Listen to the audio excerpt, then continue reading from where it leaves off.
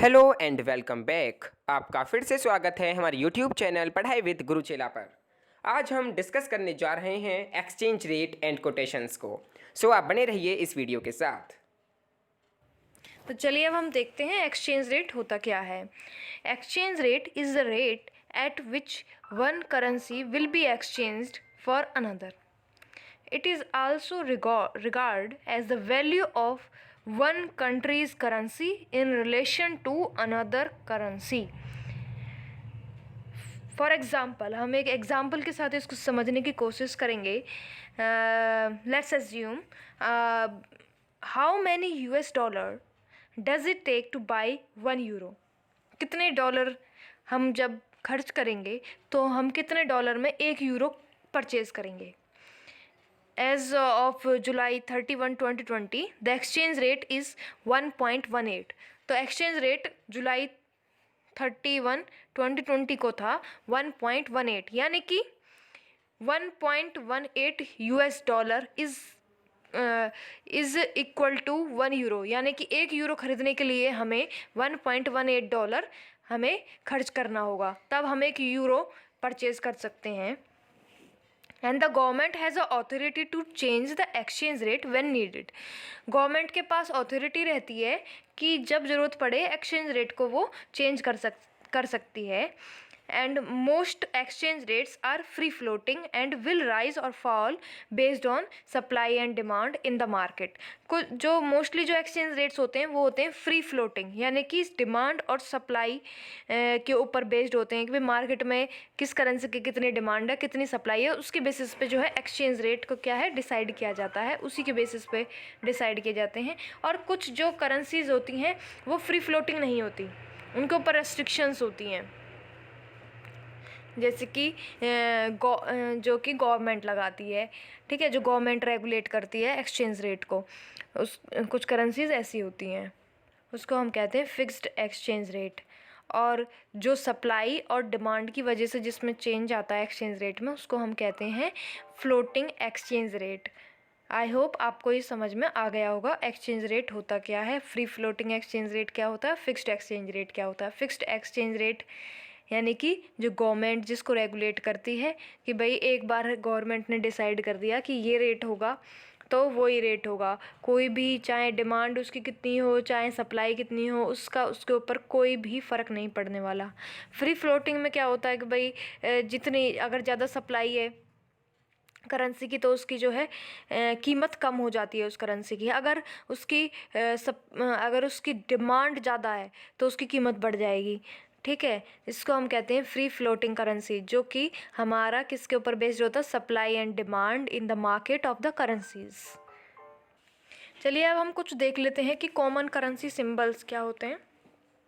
USD मतलब $, HKD मतलब Hong Kong dollar, EUR मतलब यूरो, JPY यानी कि जापानीज़ येन, GBP अगर कहीं लिखा हुआ मिले यानी कि ब्रिटिश पाउंड होगा वो, CHSF यानी कि स्विस फ्रैंक, CAD यानी कि कनेडियन डॉलर, SGD मतलब Singapore dollar, AUD Australian dollar, and INR आपको पता ही होगा वो इंडियन करेंसी के लिए यूज़ होता है. चलिए अब हम देख लेते हैं कोटेशंस क्या होते हैं. A forex quote is the price of one currency in term of another currency. यानी कि जो हमारी एक्सचेंज रेट होती है वो वैल्यू होती है एक करेंसी की दूसरी करेंसी में. जब हम एक्सचेंज करेंगे तो उसकी वैल्यू क्या होगी, उसके रिलेशन को हम कहते हैं एक्सचेंज रेट. कोटेशंस के अंदर अगर हम बात करें तो हम बात करेंगे प्राइस की, यानी कि a forex quote is the price of one currency in term of another currency. यानी कि एक जो करेंसी का जो प्राइस है हम उसको दूसरी कंट्री की करेंसी के साथ हम उसकी टर्म में देखेंगे. These codes always involve currency pairs. ये जो हमारे कोड्स होते हैं वो करेंसी पेयर्स इनके इन्वॉल्व होता है, यानी कि एक करेंसी को तो आप बाय करते हैं और दूसरी करेंसी को आप सेल करते हैं. तो यहाँ पे जो है हमारी जो ट्रेडिंग होती है फॉरेक्स मार्केट के अंदर करेंसी पेयर्स में की जाती है. तो अब आपको समझ में आ गया होगा कि कोटेशंस होते क्या हैं. कोटेशंस के बाद अब हम इसको और अच्छे से समझने के लिए हम एक एग्ज़ाम्पल ले लेते हैं. देखिए, एज्यूम करते हैं कि एक बैंक एक ए है, उसके पास 1 USD यानी कि US dollar is equal to 68 INR यानी कि $1 68 इंडियन रुपीज़ के बराबर है। अब बैंक बी है जिसके पास GBP 1 is equal to USD 1.35। GBP मतलब ब्रिटिश पाउंड यानी कि 1 जो ब्रिटिश पाउंड है वो 1.35 USD यानी कि US डॉलर के बराबर है। यानी कि जब हम एक जो डॉलर अगर हम सेल करेंगे तो हमें 68 रुपीज़ मिलेंगे, या फिर हम ये कहें कि 68 रुपीज़ में हम एक US डॉलर परचेज़ कर सकते हैं, एक्सचेंज हो सकता है हमारा। और हम इसको किस तरह से एक्सप्रेस कर सकते हैं, अब आप देखिए कि INR अपॉन USD यानी कि INR पर USD इज इक्वल टू 68, जो हमारा इंडियन रुपीज़ है उसको हम ऊपर लिखेंगे और नीचे USD यानी कि 1 unit of USD is equal to INR upon USD is equal to 68। हम इसको अब इस तरह से भी लिख सकते हैं INR/USD इज इक्वल टू 68। ये लिखने का तरीका है कोटेशंस को। ऐसे ही bank B USD upon GBP यानी कि 1 GBP जब हम खर्च करेंगे यानी कि सेल करेंगे तब हमें 1.35 USD मिलेगा, या फिर हम ये कहें कि 1.35 USD में हमें 1 GBP मिलेगा। ठीक है, हम इसको इस तरह से भी लिख सकते हैं USD/GBP इज इक्वल टू 1.35। ठीक है, अब हम आपको बताएंगे कि USD GBP इसको क्या कहते हैं, 1.35 ये जो डेसिमल्स के बाद नंबर्स हैं उनको क्या कहते हैं। अब हम इसको नेक्स्ट स्लाइड में समझेंगे ताकि आपको और अच्छी अंडरस्टैंडिंग बन सके कोटेशंस में कि आखिरकार कोटेशंस होते कैसे हैं, हम इनको राइट कैसे करते हैं और इनको अंडरस्टैंड कैसे कर सकते हैं। जब भी आप फॉरेक्स मार्केट में जाएंगे तो वहाँ पे इसी तरह से लिखी हुई होती हैं इक्वेशंस, तो आपको देखना होगा। तो जब अगर आपको इसकी समझ होगी तो आप समझ जाएंगे कि भाई इसके अंदर जैसे INR USD is equal to 68 इस तरह से अगर लिखा हुआ होगा तो आप समझ जाएंगे कि 1 USD में dollar is equal to 68 INR। ठीक है, चलिए अब हम और आगे देखते हैं। जब हम नेक्स्ट स्लाइड में पढ़ेंगे तो आपको और अच्छे से क्लियर होगा। ठीक है, each currency is denoted by a unique 3 character international standardization organization code। जैसा कि अभी आपने देखा GBP USD INR ये जो सारे हैं इनको हम कहते हैं ISO कोड यानी कि इंटरनेशनल स्टैंडर्डाइजेशन ऑर्गेनाइजेशन के द्वारा ही इनको 3 करैक्टर का एक यूनिक कोड दिया जाता है। ठीक है, second point, currency pairing are expressed as 2 ISO code separated by a division यानी कि एक सिंबल से आपने देखा स्लैश से इसको डिवाइड किया गया है, डिवीज़न किया गया है। करेंसी की जो पेयरिंग है इसी चीज़ को हम करेंसी पेयरिंग कहते हैं। The first representing the base currency, जैसे कि आप देख रहे होंगे GBP क्या हो गई, हमारी बेस करेंसी हो गई। अब बेस करेंसी वो होती है जिसको हम बाय या सेल करते हैं, जिसको हम बाय या सेल करना चाहते हैं उसको हम बेस करेंसी कहेंगे। जो ये USD आपको दिख रहा होगा स्लैश के बाद वो हमारा होगा सेकेंडरी करेंसी और उसको हम क्वेटेड करेंसी भी बोलते हैं। ठीक है, अब आपको समझ आ गया होगा। एक तो जो है करेक्टर जो है 3 करेक्टर इसको एक यूनिक कोड दिया जाता है, ISO जो है वो इसको यूनिक कोड देता है जैसे GBP USD INR। ठीक है, और हर एक जो करेंसी जो पेयरिंग है उसको जो एक सेपरेट एक डिवीज़न किया जाता है स्लैश से। आपने पिछली स्लाइड में भी देखा होगा जब हमने देखा था कि हम कोटेशंस को किस तरह से राइट करते हैं, तो बीच में एक स्लैश, ये भी एक करेंसी पेयरिंग को यानी कि दोनों करेंसीज जो पेयर हैं उनको सेपरेट किया जाता है स्लैश के थ्रू। और एक जो फर्स्ट जो करेंसी होती है हम उसको कहते हैं बेस करेंसी जिसमें हम बाइंग या सेलिंग करते हैं जिस करेंसी का, और जो सेकंड करेंसी होती है वो हमारी होती है सेकेंडरी करेंसी। ठीक है, अब एग्जाम्पल देखते हैं। GBP/USD is equal to 1.5545 denotes that 1 unit of sterling, यानी कि स्टर्लिंग यहाँ पे क्या है, हमारी बेस करेंसी है, can be exchanged for 1.5545 US dollar, यानी कि सेकेंडरी करेंसी। यानी कि जो हमारी GBP है वो हमारी एक्सचेंज हो सकती है 1.5545 US डॉलर में, यानी कि 1 US dollar is equal to 1.5545 GBP के इक्वल है। Each exchange rate are usually return in 4 decimal places, यानी कि हर एक जो एक्सचेंज रेट है वो 4 डेसिमल प्लेसेस में रिटर्न, यानी कि 4 डेसिमल प्लेसेस होते हैं हर एक एक्सचेंज रेट में, एक्सेप्शंस ऑफ जैपनीज येन, यानी कि जैपनीज येन को छोड़ के उसमें जो है 2 ही डेसिमल्स होते हैं। ठीक है, अब जो द रेट ऑफ द 2, यानी कि आउट ऑफ 4 जो डेसिमल्स हैं, यानी कि 1.5545 में से जो 0.55 जो है, यानी कि 55 है, उसको हम कहते हैं बिग फिगर, और जो 4 और जो 5 है उसको हम कहेंगे पॉइंट्स, और उसको हम पिप्स भी बोलते हैं। ठीक है, अब फॉर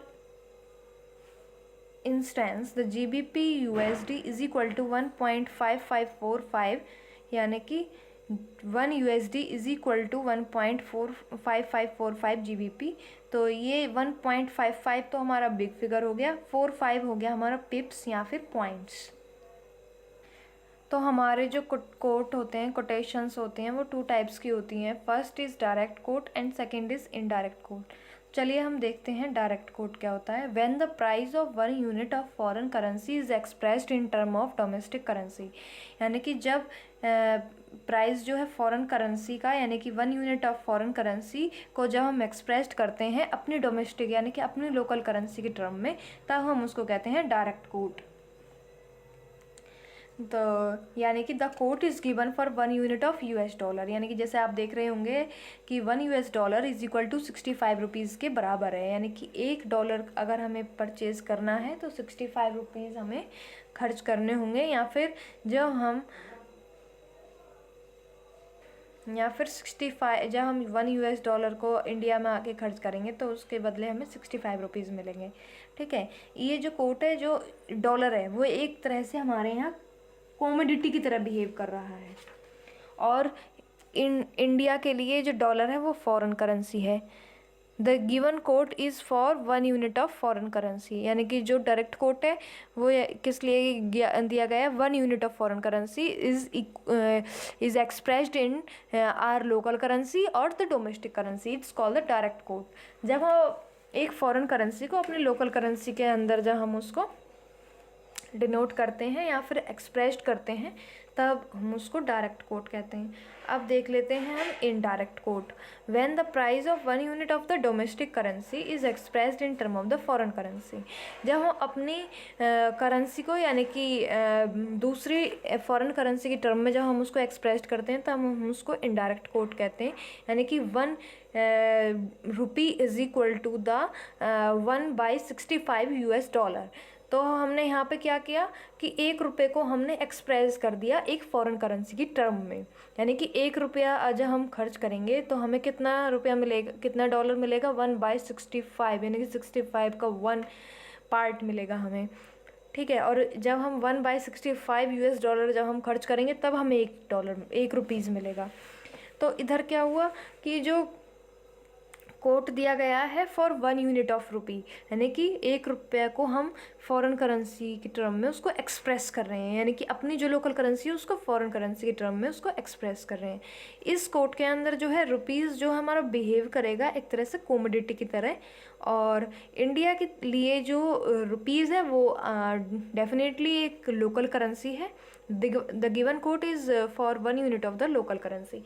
तो ये जो कोट दिया गया है वो 1 यूनिट ऑफ लोकल करेंसी के लिए दिया गया है, तो इस तरह के कोट को हम कहेंगे इनडायरेक्ट कोट। तो हम कुछ इंपॉर्टेंट पॉइंट्स देख लेते हैं। In direct quote 1 unit of foreign currency is expressed in term of the local currency. Obviously मैंने पहले ही आपको बताया कि 1 यूनिट ऑफ फॉरेन करेंसी तो डायरेक्ट कोट के अंदर क्या होगा कि हम फॉरेन करेंसी को 1 यूनिट ऑफ फॉरेन करेंसी को हम एक्सप्रेस करेंगे अपनी लोकल करेंसी में। सेकंड इनडायरेक्ट अभी मैंने आपको बताया है कि 1 यूनिट ऑफ लोकल करेंसी को हम एक्सप्रेस करेंगे फॉरेन करेंसी में। And third is in order to classify a given exchange rate as direct quote and indirect quote, one of the currencies is the must be a local currency. यानी कि एक तो हमारी local यानी कि domestic currency तो होगी जब भी हम कोर्ट में एक्सचेंज करेंगे या फिर उसको कोट देंगे, चाहे हमारा डायरेक्ट कोट हो चाहे हमारा इनडायरेक्ट कोट हो, एक करेंसी तो हमारी लोकल करेंसी या फिर डोमेस्टिक करेंसी होगी। जैसा कि आपने देखा कि हमने किसको एक्सचेंज करा, कभी हम इनडायरेक्ट कोट के अंदर 1 रुपी को हम डॉलर में कन्वर्ट कर रहे हैं या फिर कभी $1 को रुपी में, यानी कि रुपी आ रहा है। रुपी क्या है हमारे लिए, एक डोमेस्टिक करेंसी है या फिर एक लोकल करेंसी है। आई होप आपको समझ में आ गया होगा। इसमें कन्फ्यूज़न काफ़ी रहती है डायरेक्ट कोट और इनडायरेक्ट कोट में। तो मैंने तो आपको काफ़ी अच्छे से समझाया है। अब तो मुझे नहीं लगता कि इसमें कोई आपको कुछ कन्फ्यूज़न रहेगा डायरेक्ट और इनडायरेक्ट कोट में। अगर आपको वीडियो अच्छी लगती है तो आप हमारा चैनल सब्सक्राइब कर सकते हैं और बेल आइकन भी आप दबा सकते हैं, शेयर कर सकते हैं अपने फ्रेंड्स को, ताकि आपके फ्रेंड्स भी को भी इसकी इन्फॉर्मेशन मिल सके और उनको भी हेल्प मिल सके। और thank you so much, and like, share and comment if you like and if you gain something from my video. Thank you.